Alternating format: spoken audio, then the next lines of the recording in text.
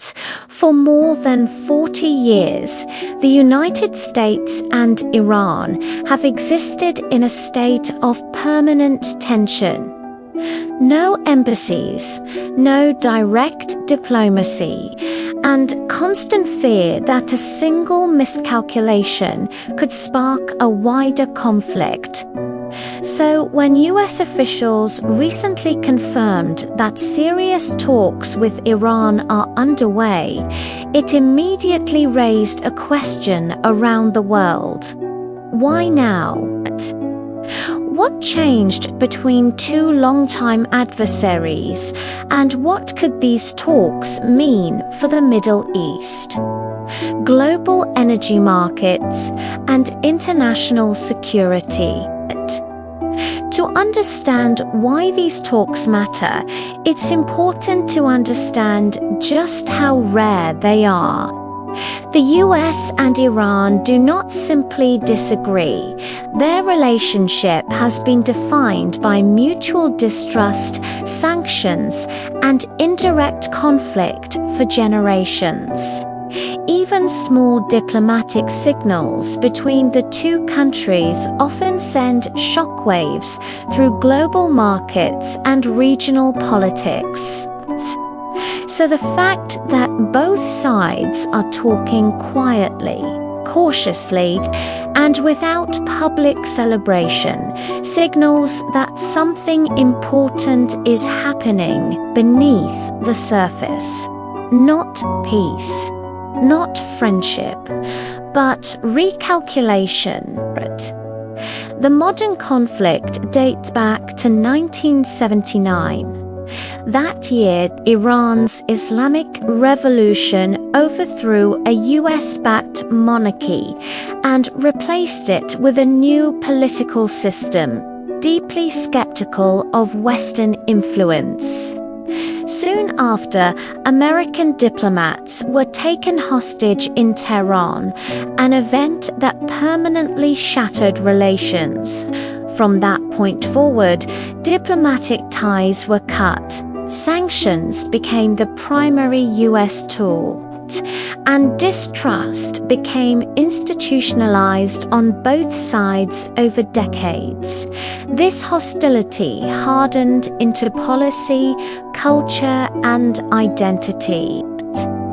At the heart of nearly every US-Iran crisis sits one issue: Iran's nuclear program.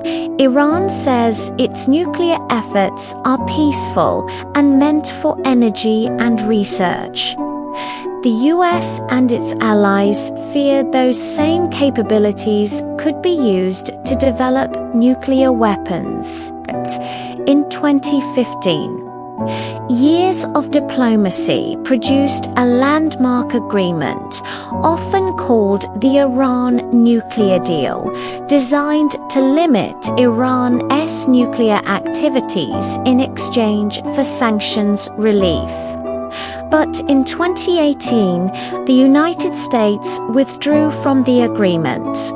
Since then, sanctions intensified, Iran expanded, uranium enrichment trust collapsed once again. The result was a region that became more volatile, not less. So why return to talks now? Several pressures are converging at once. First, regional instability. Conflicts involving Iran's allies have raised fears of a wider regional war, something neither Washington nor Tehran wants. Second, economic pressure. Sanctions have weighed heavily on Iran's economy, while global energy markets remain sensitive to Middle East disruptions. Third, strategic realism. Decades of pressure have not eliminated Iran's nuclear capabilities, and military confrontation carries enormous risks. Talking is not a sign of trust. It's a sign of risk management. From the US perspective, the goals of these talks are narrow but critical. The priority is preventing nuclear weaponization.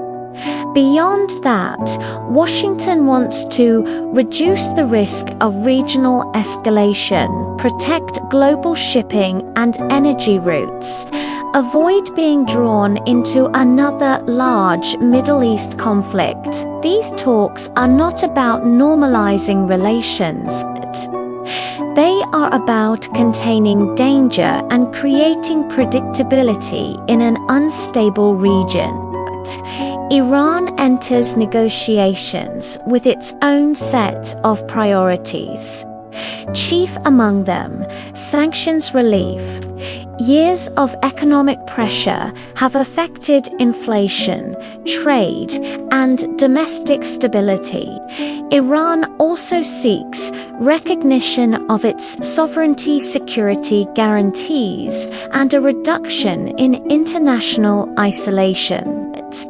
At the same time, Iranian leaders must balance negotiations with domestic politics, avoiding any perception of weakness or surrender.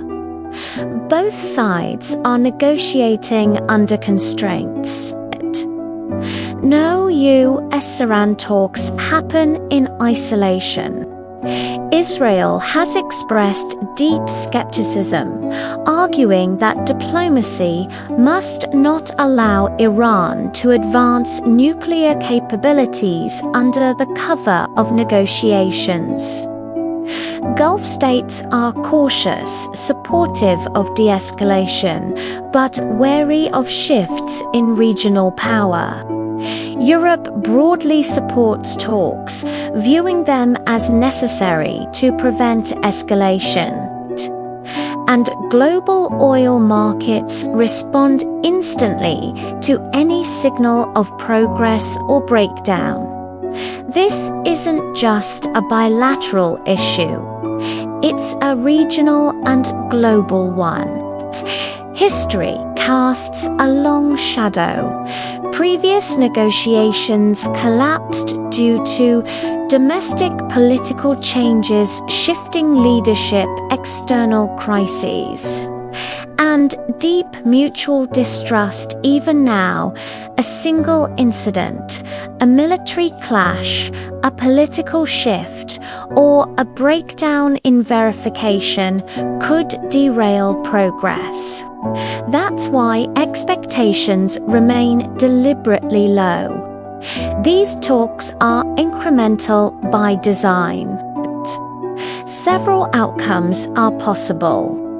There could be limited agreements on nuclear monitoring, temporary sanctions relief, or talks that quietly stall without dramatic collapse. None of these outcomes would represent a final resolution, but all of them could reduce uncertainty. And in geopolitics, uncertainty is often the most dangerous variable. For decades, silence and hostility defined US-Iran relations. Today, cautious dialogue has returned, not as a breakthrough, but as a necessity. Whether these talks lead to progress or simply delay the next crisis, one thing is clear: in a world of rising tension, even limited communication can change the course of events.